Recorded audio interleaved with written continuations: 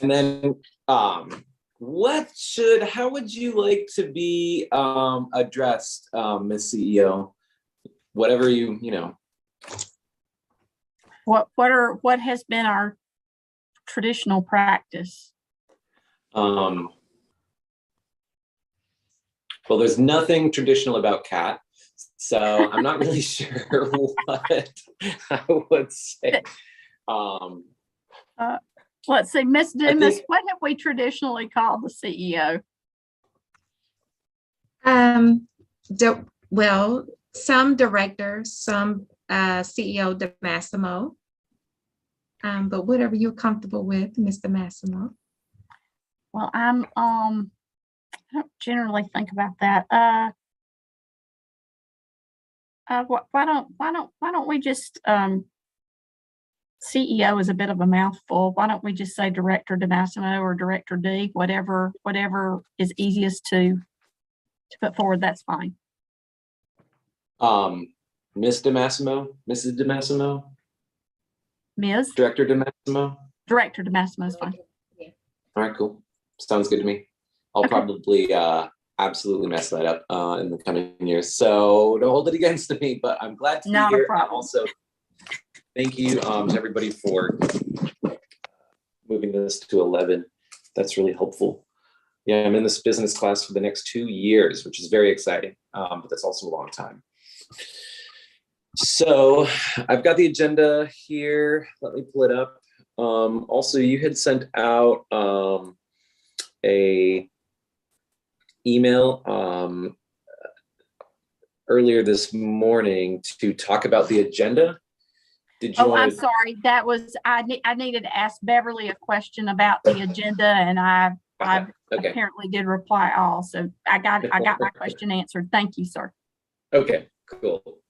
All right. Well, without any further ado, I'm just going to run through this agenda. And if I'm correct, this is the first time we've had an agenda sort of like this, or is this the second time? Either way, let's get started. All right, I'd like to call the meeting to order. Thank you, everybody, for being here today. This is the Chatham Area Transit Committee for System Development. These meetings will be held Tuesday at 11 now, every second Tuesday of the month, unless schedule changes, but we'll be sure to update everybody on that. We've got a fairly quick agenda. Looking forward to hearing from everybody on this. We have no items under the consent agenda for the upcoming board meeting, so we'll skip over that, go to item 3, which is reports to the committee from the planning department and marketing and communication updates. So without further ado, I'll turn it over to Director DeMassimo. Very good. So on the planning update, the major initiative that we are moving forward now, which this committee as well as the board is aware of, is the master transit plan implementation strategies study proposal. We currently have that application in GDOT. We expect to hear about the funding from that later this month.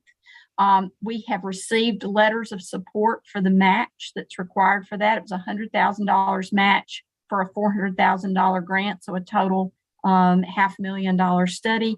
And we received letters of support from the Airport Authority, from CETA, from the city, and then the county's funding commitment, partnership funding commitment. They'll be acting upon at their next meeting, and then our own. So each of us would be putting in $20,000 each to make up that match, and then participating together as we look at a comprehensive master transit plan for Chatham County, and as well as implementation strategies, which is a very important part of it. I think this is an exciting time. One, it builds upon a lot of the fine work that Kat has done in the past, but obviously we've been through a time, and we're all now, every transit property in America is emerging into a time where what is post-COVID going to actually look like for transit properties and ridership and all those kinds of things. So this is a really great opportunity to refresh some of the previous work and to really set the stage for our future, and to do it with that level of partnership at the table with us is a great thing, and with the intention of this being a community-led project. So very excited about that. And then, of course, we're still continuing to monitor other grants, as has been reported on in previous meetings. We have several grants that we are working on to catch up some of the implementation on those. The ferries is one that we most recently have reported to you on, and we're making very good progress there. So if anyone has any questions about the master transit plan application, I'm glad to answer those, or we can move into the marketing and communications update. I don't have any questions. Okay. Is Eric still on as well? I'm here. Hello, Yeah. everybody. Hi, board. Eric, Eric. do you want to give the marketing and communication update, and then I'll add to anything that that I think of that you don't already mention? Sure, I can just do a kind of brief, quick run through. I don't have any major updates or action items. We basically just keep getting the word out about what's going on at CAT. In February, we celebrated Transit Equity Day and Black History Month, both in our social media, and continue to get out our internal newsletters as well as external customer electronic and printed newsletters. The media coverage included topics related to, let me see.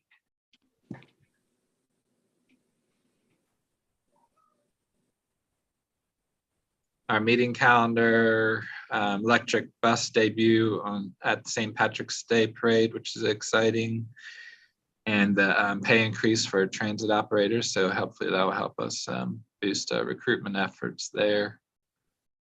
And continue selling digital ticket passes. Clinton, you had asked me about how much digital tickets had comprised of our ticket sales. And I meant to get you back with you on that. I was waiting for confirmation from finance, but it looks like it's about digital ticket sales make up about 9% of our total ticket sales. That was up through December 31st is what for my calculations. But again, I did want to confirm that with finance. That was the 9%. Whoa, that's some cool feedback. You said 9% from December 31st going back to when? We launched that program in, I believe, and I might be wrong about this, I believe it was March 20, I want to say 2020. Yeah. Yeah. When the pandemic hit. So. Okay, cool. And that's pretty much what I got for y'all now, unless you have any questions.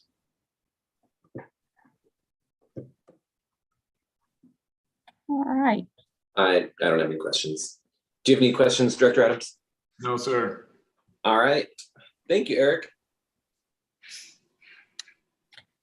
On the next item on the agenda, Chair, the future monthly reporting items, didn't really have anything there, but wanted to just put a suggestion out there that as the reorganization continues to move forward, and presuming our planning and development composition that we've put forward and we're working with now, we would suggest that at some point we might consider a bit of a renaming of this committee to call it the Planning and System Development or Planning and Development Committee. It's just a slight tweak to it, but just to sort of align it with some of the functional reorganization that's ongoing now. And then under old and new business, we're really excited to share this with you all as the first committee today. We'll be talking about this in all the committees and then in the upcoming board meeting.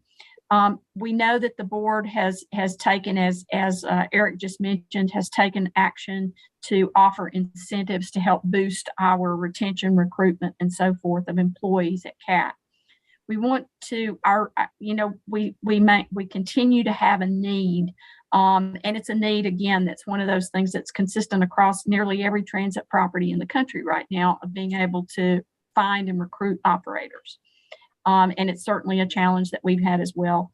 Although we're doing, we're doing all right there right now. But what we wanted to do is one of the partnerships, natural partnerships that we thought would be very helpful in this regard is to have a way to incentivize the union to really become a partner with us in bringing new operators, qualified operators, to the table. And so what we want to propose is in addition to that, to the bonus structure that has already been put in place, is a $500 bonus for any driver that recruits a new driver who stays for 6 months. And then in addition to that, to also add in a $500 bonus for whoever the top recruiter is in the first 3-month period of enacting this. We would propose that this $500 bonus for drivers that help recruit new drivers that stay for 6 months, that would be something that we would put in place to pilot this and try it and see how it works with enhancing our recruitment efforts for 6 months. And then if it works very well, we would bring it back to the board to consider extending it for another 6 months. It really brings, of course, the union in partnership with us to help find those drivers, those operators. And there's nothing in the recruitment that can be more successful, frankly, than a peer-to-peer recruitment. So when you have a driver who's talking to you about why you want to come be a driver at CAT because of their own positive experience and so forth, that's really a really remarkably valuable way to approach it. So we're excited about bringing this idea forward to you as a complementary to some of the other actions you've already taken for all employees, but something that's very directly targeted to the operator need that we have. I'm glad to answer any questions that you might have about that. We've also done an analysis of this with finance to ensure that our financial capabilities to back this were there and appropriately resourced. And Ms. Cutter has concurred that is the case. You had mentioned that this would be, can you just go over the timeline a little bit? Sure. We would run it for 6 months. And then depending on the success of it during that 6 months, if it was really successful at bringing in lots of drivers, lots of operators for us, then we would propose to extend it for another 6 months. But we want to try it for a 6-month pilot to begin with. This may be getting too much the into bonus would not pay out until the new driver had been with us for 6 months, and then it would pay out to the recruiter at that point. So a 6-month timeline for the program could mean at the maximum a year of the program kind of being active, because does that make sense? Yes. Because if somebody at the last day of the 6 months said, okay, here, come join, and they did it right at the last day, then we would have to wait another 6 months. So it's like, okay, got it. I just wanted to make sure there. That's correct. And it would actually could extend a bit longer than that, Director Edminster, from this perspective. So if it's really successful and we're really bringing in a lot of really great operators because through the activities and the recruitment activities of our own operators, and we decide it's working so well that we want to extend it 6 months, to your point, if the recruitment comes in on the sort of the very tail end of a period, it could extend a bit longer than that. I think this is a remarkably great idea, and kind of going back to what you said about, I feel it's one thing to have a CAT Instagram post about come work at CAT. It's an entirely different scenario to have a friend that you've known for a while, ask you to come work at CAT. It's just almost two different things, day and night. I think this is a really good idea, and I'm excited to see how it works out. So keep us posted, but I'm in support. I like it. Very good. Thank you, sir. Is there a budget set? Ms. Cutter and I are working on the budget. She believes that through savings that we've accrued through unfilled positions and those kinds of things, that we've got the savings available to do it, but we'll set a total budget for it before we bring it to the board. But we wanted to go ahead and put it out there for discussion with the committees. Okay, thank you. Sure thing. And in a way, the other thing it does is when we get drivers and we're getting out there and we're creating more reliability in our service, and we can do more frequency in our service, and we can enhance our service, that's also good from a revenue perspective for us as well. So there's a lot of relationship that I know you all are aware of between, being adequately staffed and then the financial health of our organization overall. So I think this can be a real contributor to that as well. Two more things. First one is there a cap? Have we talked about any sort of, I guess there's a natural cap. Never mind, answered that myself. So the maximum budgetary amount is, it was just sent to me, $24,500 is what we've budgeted for this. Okay. And then additionally, this seems to me to fall into the category of things that you can almost not afford not to do, especially in this situation. And I think this is it's an organic relationship-based way of finding potential candidates. So I think this is a good idea, really good idea. And we're talking about big buses and paratransit? Yes, sir.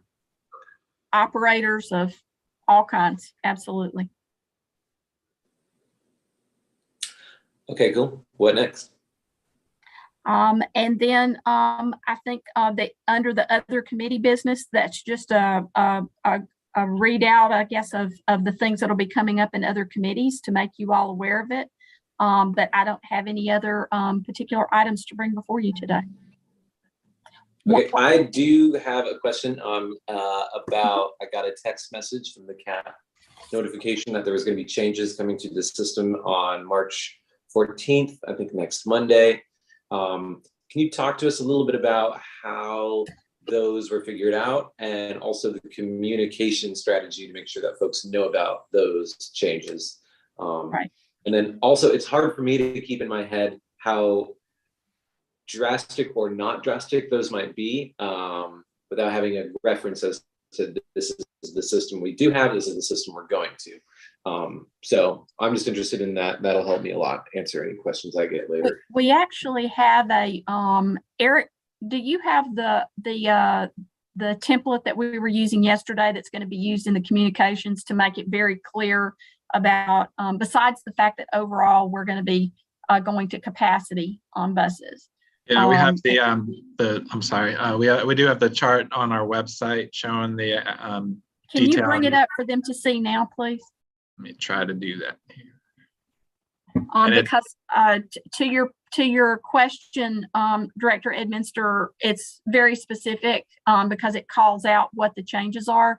These are changes that were worked through by the systems analysis and systems planning folks to make sure that we were in fact improving the reliability, particularly for paratransit users of the service, and also allowing the capacity, the full capacity of our buses to be full seating capacity of our buses to be available. It seems to be tied in. So wait just a minute, and Eric brings this up, and you can see what we're putting out from a communications perspective to make it very clear to the riders exactly what, if any, changes or tweaks there might be a little bit to, here we go. I did have something else. Y'all see that? About St. Patrick's Day, remind me to ask you. And you can see where there's no change. We've indicated no change. There's some little tweaks to hours of service and frequency. But again, these are all the ultimate outcome of all of this is that we are improving the reliability and the capacity of the bus service that's there in a way that will benefit our riders. What was Route 14 doing before? Let's see.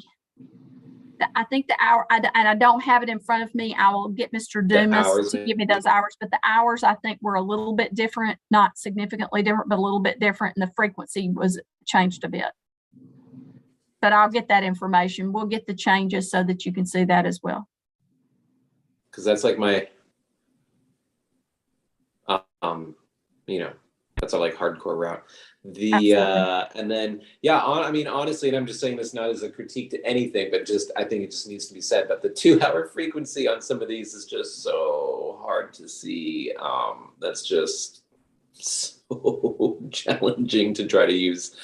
But yeah, I think it's important that we are making some, I'd rather err on the side of reliability by far. Yeah, and frequency of service is one of those things that we'll be really taking a deep dive into in this master transit plan update, to figure out where are opportunities there, because I understand your point. Yeah, that's so hard. But again, given, I don't know, I feel like there's a menu of 3 options and we can only pick 2, and reliability should be one of the things. There's Mr. Dumas. He's on. Hi, Director Eminster. So to respond, how are you today? I'm well. Good. To respond to the question on Route 14, the frequency of the 30 minutes will continue. The difference is that we had an additional schedule route, a bus number 6, route schedule 6 that ran. It kind of ran in between those 30 minutes. So sometimes they were getting 20-minute frequency instead of 30-minute by having that additional 6 bus out there. It ran close to the other bus. So basically it was for an overcrowd. By opening up the seating capacity, we should not feel any impact from that at all. And Mr. Dumas, can you, on the hours of service changes, can you explain, talk a little bit, because these are really tweaks, not substantive changes, but if you could explain that just a little bit as well. Yes, so the hours of service that we particularly advertised is like 5 a.m. until 10 p.m. Monday through Friday, Monday through Saturdays, and then Sunday it's like 7 till 8. The frequency in that time span may vary on some routes, and that's what this chart indicates, that instead of waiting maybe every 30 minutes, I may have to wait 60 minutes for a bus to come. So, but the reliability is going to be greater because we're reducing it to the amount of staff that we currently have. We're putting more service out there now, and the staff is just not able to meet that currently. And this goes back to that new recruitment strategy that we talked about earlier, where we engage something that offers peer-to-peer recruitment and incentivizes the union representing all the operators to really help us with that, so that we can begin to build out our service more strongly. And then my other question pertaining to that is, how are we letting people know that those changes are happening?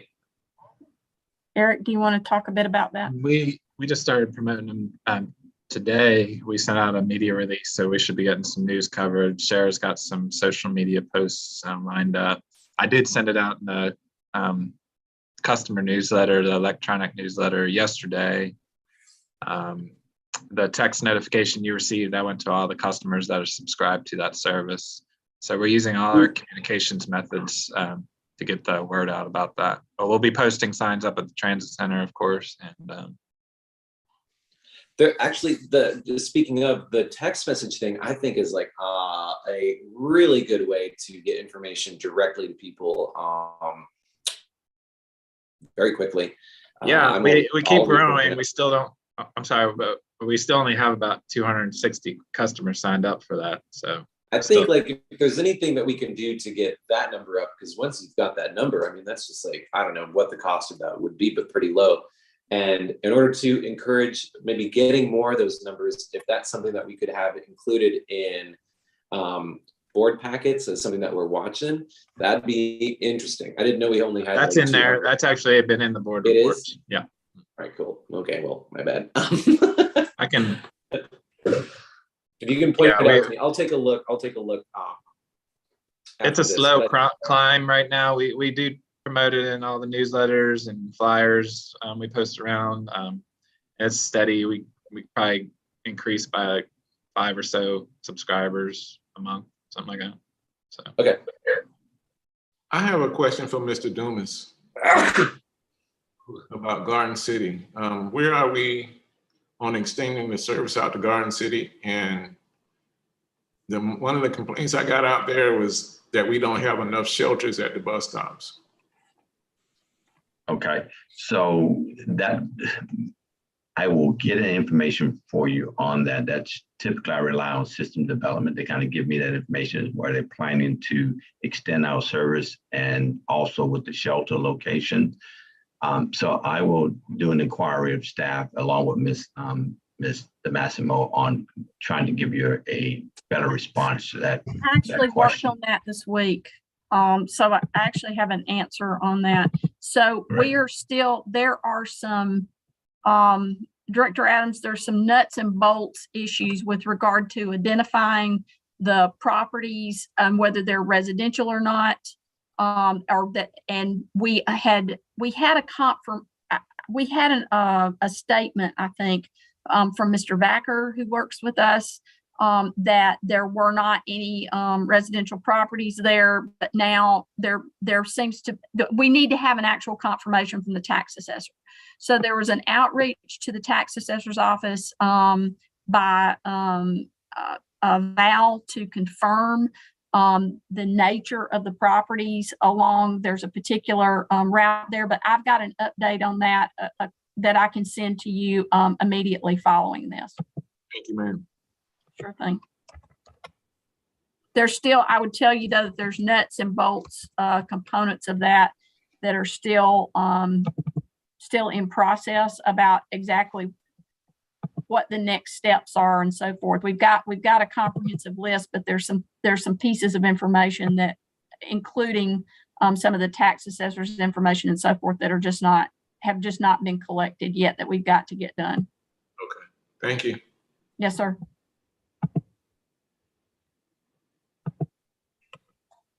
Are we good? I think that's covered most of the agenda. Okay, well, let's wrap this up quick. If there's anything else, anybody? Okay, great. I'd like to adjourn the meeting. Thank you guys, and we'll see you, is it next week or the week after? Next week, Tuesday for the governance committee, and then the following Tuesday for the regular board meeting. Great, all right. All right. Thank you. Thank We'll you. see you guys soon. Thanks again. Thanks for all the All hard right. work. Bye, everyone. All right.